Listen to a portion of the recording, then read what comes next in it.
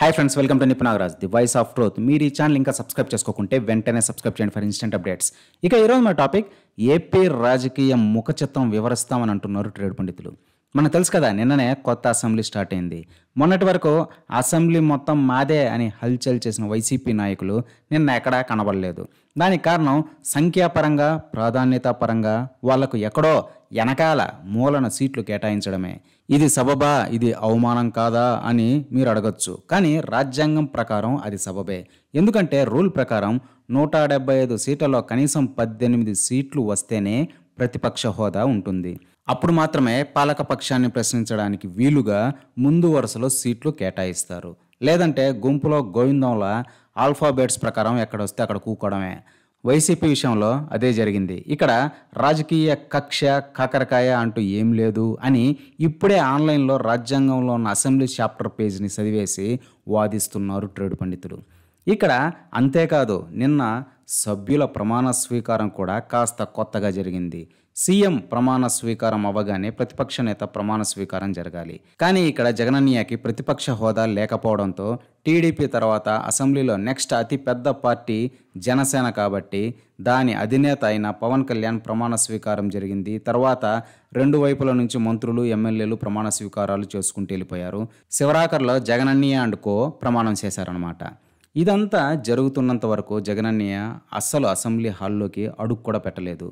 ఆయన పేరు పిలిచినప్పుడు మాత్రమే లోపలికి వచ్చి ప్రమాణం చేసి వాళ్ళ ఎమ్మెల్యే బ్యాచ్తో ఒక నిమిషం కూకొని తర్వాత వెంటనే అక్కడి నుంచి వాళ్ళ ఎమ్మెల్యేస్ని వేసుకుని తన ఛాంబర్కి వెళ్ళిపోయాడు. అన్నయ్య చేసిన ఈ చర్య వల్ల ఓడిపోయినందుకు బాధ ఉండొచ్చు, కానీ సభ పట్ల గౌరవం లేకపోతే ఎలా అని అందరూ గుసగుసలాడుకున్న మాట వాస్తవమే. ఇక్కడ ఒక గుడ్ థింగ్ ఏంటంటే, ప్రతిపక్ష హోదా లేకపోయినా కూడా జగనన్నయ్యకి సపరేట్ ఛాంబర్ కేటాయించేలా ఆదేశాలు ఇచ్చారంట బాబు గారు. ఇది మంచి పరిణామమే. కానీ ఈరోజు సాక్షి పేపర్లో వార్త ఇంకోలా ఉంది. సభలో జగనన్నయ్యకి తీవ్ర అవమానం అంటూ రాశారు. అవమానం ఎందుకంటే సీఎం ప్రమాణం తర్వాత జగనన్నయ్య ప్రమాణం చేయలేదంట. సాక్షి వాళ్లకు ఒప్పుకోవడానికి మనసు రావట్లేదేమో, కానీ అసెంబ్లీలో జగనన్నయ్యకు ఎటువంటి హోదా లేదు అనేది నిర్వివాదాంశం. సంఖ్యాపరంగా ఫస్ట్ టీడీపీ, తర్వాత జనసేన. ఇక టెక్నికల్గా కూడా జనసేనకి 18 కన్నా ఎక్కువ సీట్స్ ఉన్నాయి కాబట్టి వాళ్ళు పాలక పక్షంలో ఉన్నా కూడా ప్రతిపక్ష పాత్ర కూడా పోషించగలరు.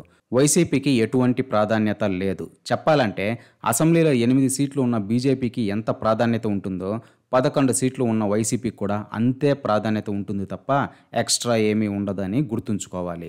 మొన్నటి వరకు 151 కౌంట్ కాబట్టి బహుశా అది ఇంకా మైండ్లోంచి పోకపోవడం వల్ల ఈ సాక్షి వాళ్ళు ఇంకా ఆ ట్రాన్స్లోనే ఉన్నారేమో, కానీ రియాలిటీలోకి వచ్చి చూస్తే జగనన్నయ్యకు సపరేట్ ఛాంబర్ కూడా కేటాయించక్కర్లేదు. కానీ బాబుగారు పోనీలే అనడం వల్ల కేటాయించారు అనేది నిర్వివాదాంశమైన నిజము. సో ఇక నుంచి ప్రజా సంక్షేమాలు అమలు చేయాలన్నా జనసేనే, ప్రజల పక్షాన పోరాడాలన్నా జనసేనే.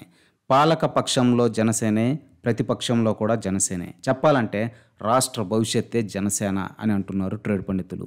మొన్నటి వరకు పవన్ కళ్యాణ్ పేరు పలకడానికి కూడా ఇష్టపడని వైసీపీ అధినేత జగనన్నయ్యకి ఇవాళ జనసేన ఇన్నేసి పాత్రలు అసెంబ్లీలో పోషిస్తుండడం నచ్చకపోవచ్చు.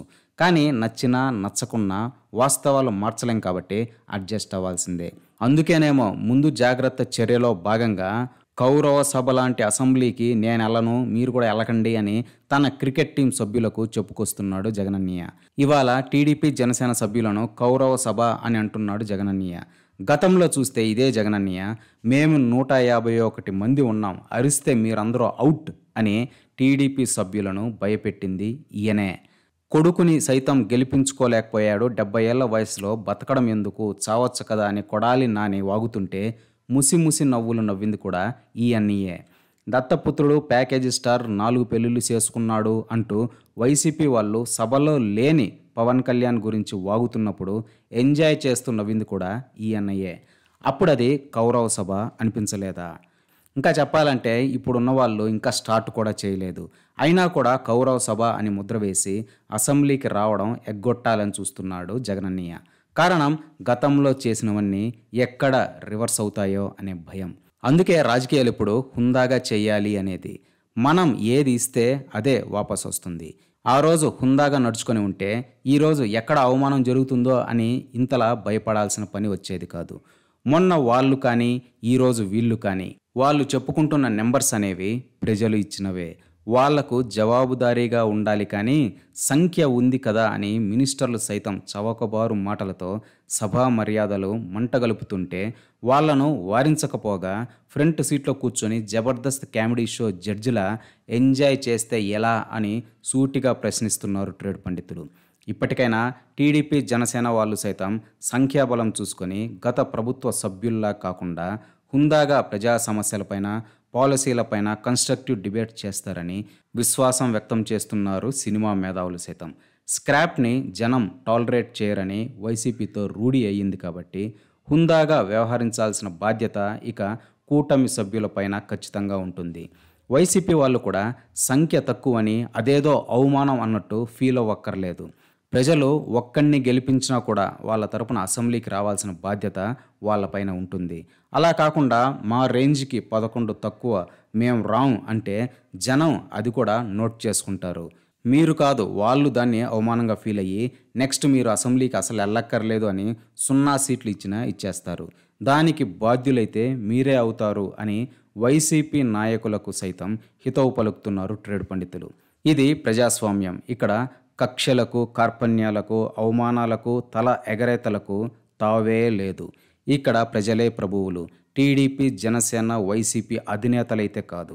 ఇదొక్కటి గుర్తుంచుకుంటే జగనన్నయ్య దీన్ని అవమానంలా అస్సలు ఫీల్ అవ్వడం అనేది ట్రేడ్ పండితుల ఆశాభావం. Let's be friendly and work for a better state యార్. Chill bro.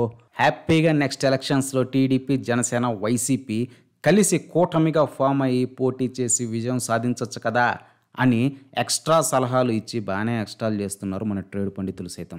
ఇదే ఫ్రెండ్స్ ఈరోజు టాపిక్. ఇలాంటి లేటెస్ట్ అండ్ ఇంట్రెస్టింగ్ టాపిక్స్ కోసం please subscribe to Nipun Nagaraj, the voice of truth, and please like, share and comment this video with your valuable opinions. See you again.